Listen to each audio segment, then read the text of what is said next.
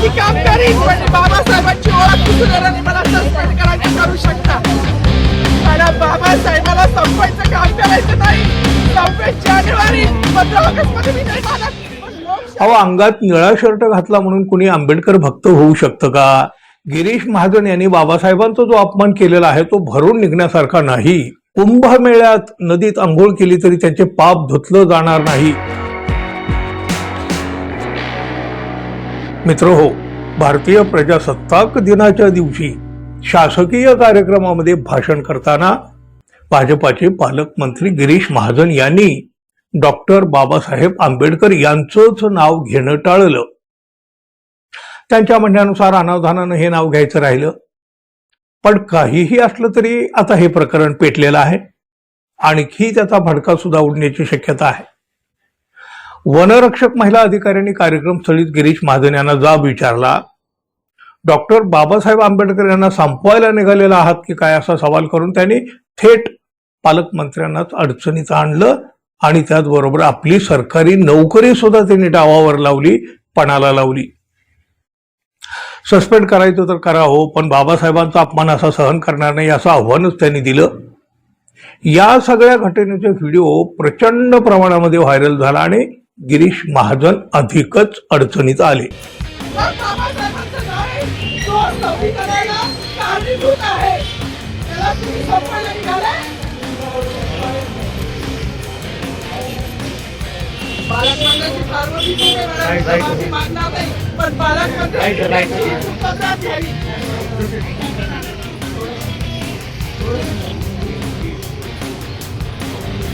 मला निराशी केल्याने मला सस्पेंड केलं. मी आळूचे काड्या उठली. मी बाकी काम करीन, पण बाबासाहेबांची ओळख कुठून मला सस्पेंड करायचं करू शकता. मला बाबासाहेबाला संपवायचं काम करायचं नाही. 26 जानेवारी 15 ऑगस्ट मध्ये मी नाही मानत. लोकशाही कारण तुम्ही सुद्धा संविधानामुळे आहात. पालकमंत्री सुद्धा पालकमंत्री संविधानामुळे आहे. कोणताही जाती नाही, सगळी समानता केली आहे. बाबासाहेबांचं नाव आता तरी भाषणात येईल, मग तरी भाषणात येईल. जे लोक संविधानाला लोकशाहीला कारणीभूत नाही त्यांची नावं वारंवार घेतली गेली. मग तो संविधानाला कारणीभूत आहे तो प्रजासत्ताक दिनाचा जो मानकरी आहे त्याचं नाव भाषण का नाही?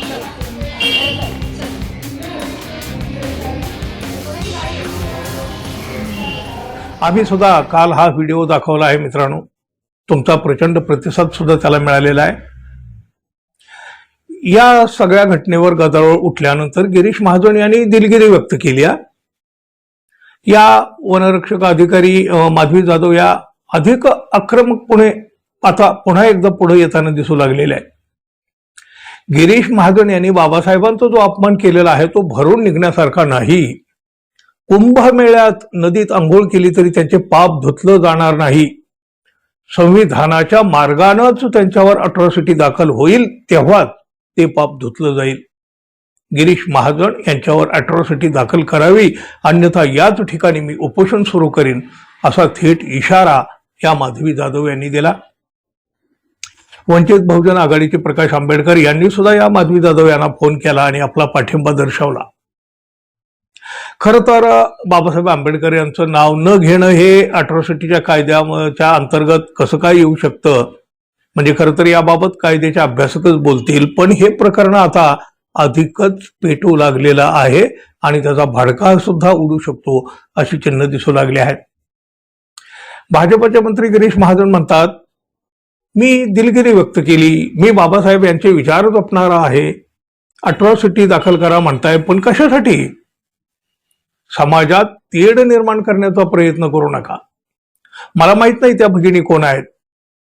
मी गावात पंगत देतो, त्यांच्यासोबत जेवायला बसतो. मी 40 वर्षात अंगात निळा शर्ट घातला नाही असं कधी झालंय का? महाजन यांच्या या खुलाशाला खरं तर तसा काही अर्थ नाही. अहो, निळा शर्ट आणि बाबासाहेबांची भक्ती याचा अर्थार्थी संबंध काय येतो हो? लोकांचा आणि वेगवेगळ्या जातीतील मतदारांचा पाठिंबा मिळवण्यासाठी राजकीय नेते काय काय उद्योग करीत असतात हे तर सगळ्यांना माहीत आहे मित्रांनो. ते म्हणतात, मी आंबेडकर जयंतीला पुढाकार घेतो, मातंग समाजाच्या, वाल्मिकी समाजाच्या लग्नामध्ये जातो.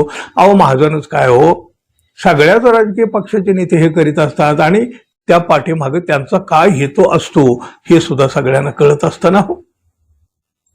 बघा, त्यांनी तर तो आणखी एक जो बचाव केलाय ना, काय तर म्हणे 40 वर्षात अंगात निळा शर्ट घातला नाही असं कधी झालं का? काय प्रश्न विचारलाय बघा त्यांनी. अहो, अंगात निळा शर्ट घातला म्हणून कुणी आंबेडकर भक्त होऊ शकतं का? आणि मग जे निळा शर्ट घालत नाहीत ते आंबेडकरांना मानत नाहीत असं त्यांना सुचवायचंय का? काय, शर्टाच्या रंगापेक्षा मनात असलेले विचार महत्वाचे असतात. श्रद्धा, आदर या भावना सगळ्यात महत्वाच्या असतात. आणि मनामध्ये या भावना असल्या ना की मग आपोआप ओठावर नाव येत असतं. प्रजासत्ताक दिनाच्या दिवशी सुद्धा डॉक्टर बाबासाहेब आंबेडकर यांचं नाव अनावधानानं राहू शकतं. कसं शक्य आहे हे? अहो, खरं तर हे म्हणजे तसं कुणालाही न पटण्यासारखं आहे. निवडणूक प्रचाराच्या सभेमध्ये बोलताना कितीही घाई गडबड असली तरी नेत्यांच्या तोंडी डॉक्टर बाबासाहेब आंबेडकरांचं नाव हमखास येतं, आवर्जून घेतलं जातं. आणि प्रजासत्ताक दिनाच्या शासकीय कार्यक्रमामध्ये बाबासाहेबांचा विसर पडतो नाही, हे मुळी न पटण्यासारखं आहे. आणि मग या सगळ्या गोष्टीवर काय तर निळ्या रंगाच्या शर्टाचं पांघरून टाकण्याचा हा जो काही प्रयत्न केलाय ना, तो अत्यंत केविलवाणा आणि तितकाच हास्यास्पद नाही का हो? मंत्र्यांना जाब विचारणाऱ्या माधवी जाधव यांना बघा आता मोठं पाठबळ मिळू लागलेलं आहे. त्यांच्या धाडसाचं सुद्धा मोठं कौतुक होऊ लागलेलं आहे. गिरीश महाजन यांच्यावर अट्रॉसिटी दाखल होईल की न होईल हे सांगता येत नाही, पण हे प्रकरण त्यांच्यावर चांगलंच शेकलेलं आहे हे मात्र नक्की. बघा, आता राहिला मुद्दा तो माधवी जाधव या वनसंरक्षक अधिकारी महिलेचा. मला सस्पेंड करायचं तर करा असं त्या म्हणाल्या आहेत. कदाचित बघा हे प्रकरण शांत होईपर्यंत त्यांच्यावर कारवाई केली जाणार सुद्धा नाही.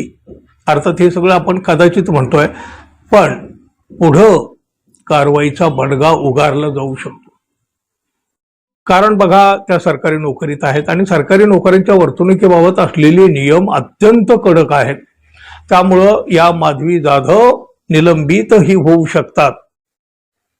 महाराष्ट्र नागरी सेवा वर्तणूक नियमानुसार नियम 3 शिस्त आणि कर्तव्यनिष्ठा, त्यानुसार लोकप्रतिनिधींच्या उपस्थितीमध्ये किंवा शासकीय कार्यक्रमामध्ये शिस्तभंग करणं हे गंभीर स्वरूपाचं गैरवर्तन मानलं जातं. नियम 7चा विचार करायचा झाला तर सरकारी कर्मचाऱ्यांना सरकारवर किंवा मंत्र्यांच्या धोरणावर सार्वजनिकरित्या टीका करण्यास मनाई आहे.